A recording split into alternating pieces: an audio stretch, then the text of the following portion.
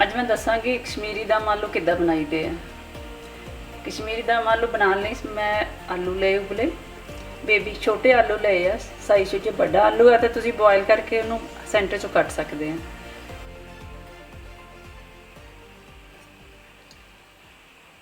एक चम्मच सौंफ पाउडर लिया, एक चम्मच धनिया पाउडर लिया, एक चम्मच कश्मीरी मिर्च ली है, अद्धा चम्मच खसखस ली है मैं, 3 मिर्चा लिया हरियां इन कट लिया सेंटर चों, 1 चम्मच मैं कैचअप ली है टमैटो कैचअप, 1/4 स्पून मैं कप ब्लैक पेपर ली है, 1 चम्मच मेथी ली है, नमक है, नमक तुसीं अपने टेस्ट अकॉर्डिंग पा सकते हो, गरम मसाला, हल्दी पाउडर है, जीरा है।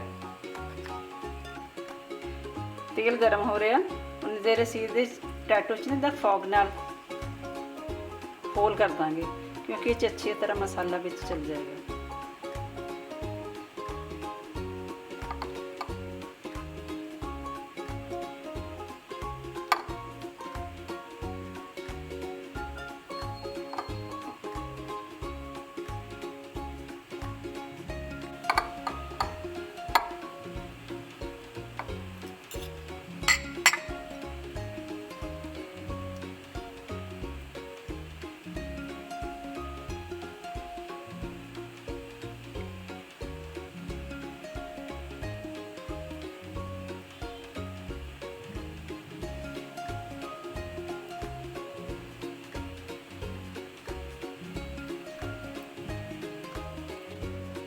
हुण इह थोड़े जे मसाले पावांगे, थोड़ा जिहा नमक पाना इहदे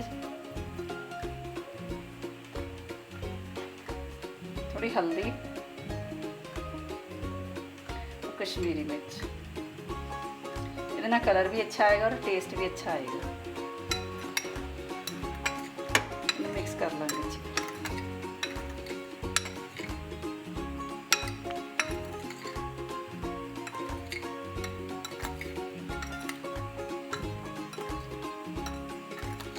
ऑयल गरम हो गया, हम फ्राई करांगे। ऑयल हो गया गरम, इस गार्लिक पा दूंगे मैं, जिंजर पा दूंगी, नाल ही कर दूंगा।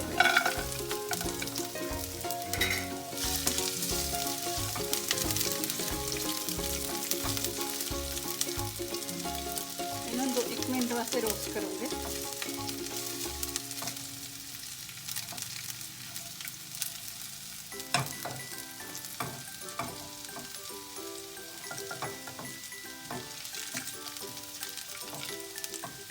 प्याज हो गया, देखो ट्रांसपेरेंट हो गया प्याज, इसे हम असं खसखस से पा देंगे seed poppy seed.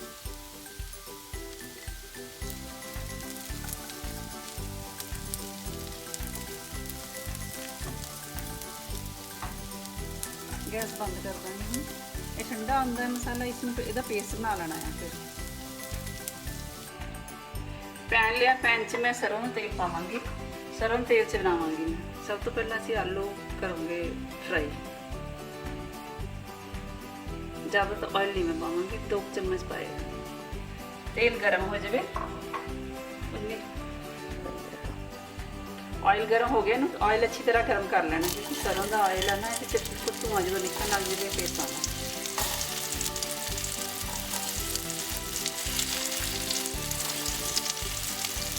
Deep fry भी कर सकते हैं पर मैं ज़्यादा ऑयल नहीं पाया।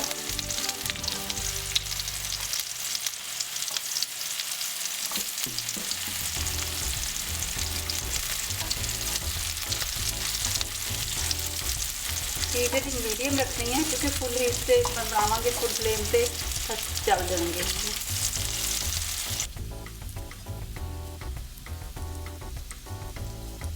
देखो आलू हो गए हैं, बहुत अच्छी तरह फ्राई हो गए, ब्राउन हो गए हल्के हल्के।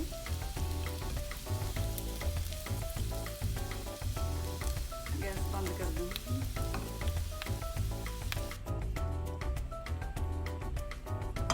खड़े मसाले रोस्ट हो गए हैं, अच्छी तरह खुशबू आने लगी बहुत अच्छी। ये 1 चम्मच मैं हल्दी का पावांगी, कश्मीरी मिर्च पावांगी, ये ना कलर बहुत अच्छा आ रहा है।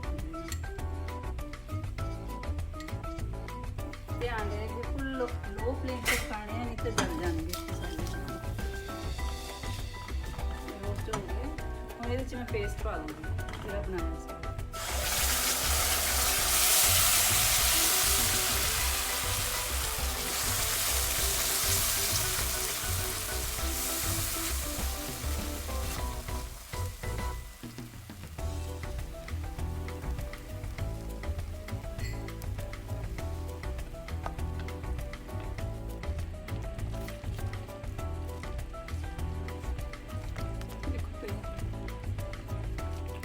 पक गया तो पेस्ट ग्रेवी बन रही है। इस हम सूखे मसाले पावांगे।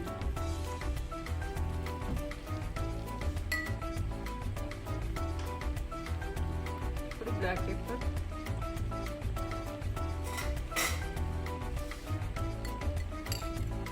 सौंफ पाउडर,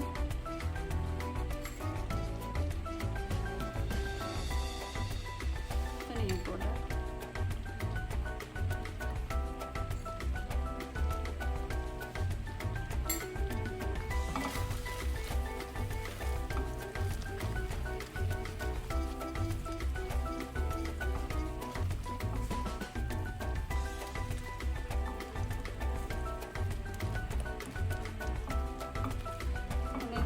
दही पाऊंगी।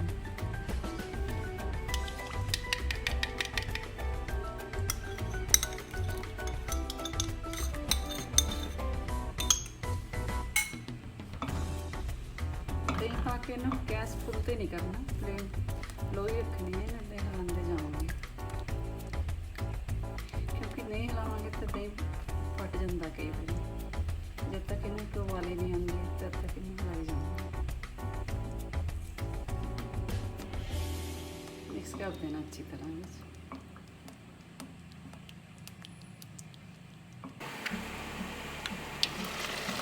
देखिए ग्रेवी हो गई है,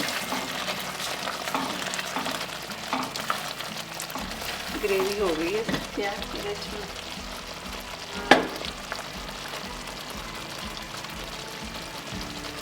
ग्रीन चिल्ली पाऊंगी,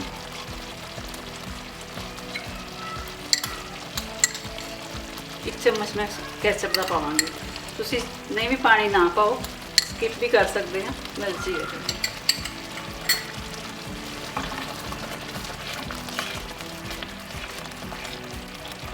हम ये आलू पा देंगे।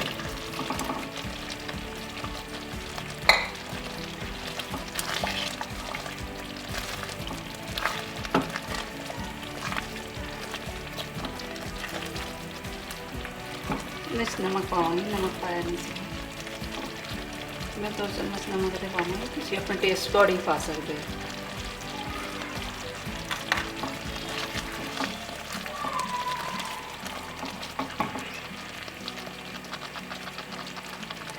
थोड़ा जिहा पानी पाऊंगी, आधा कप। बाकी तुसी जिद्दां दी ग्रेवी बनाना चाहते हो, ज़्यादा थोड़ी थिक करनी है तो ठीक है, नहीं तो अपनी मर्जी की बना सकते हैं। इन्हों सिम फ्लेम करके 10 मिनट पकावांगे, लिड ला के, क्योंकि दम आलू बनाने तो सिम ते ही बनावांगे। फ्लेम ते ज़्यादा फ्लेम ते नहीं बनाएंगे, बिल्कुल लो करके फ्लेम पकावांगे 10 मिनट।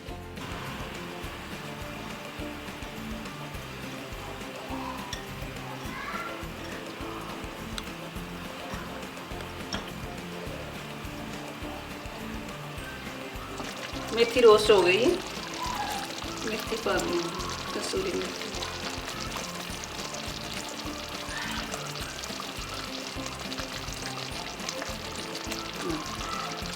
ये 1 टीस्पून गरम मसाला पा दूँगी।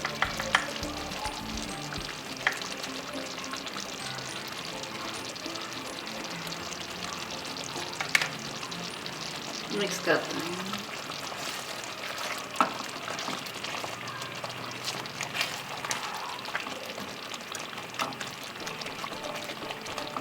5 मिनट इन्हें होर पकाऊंगी।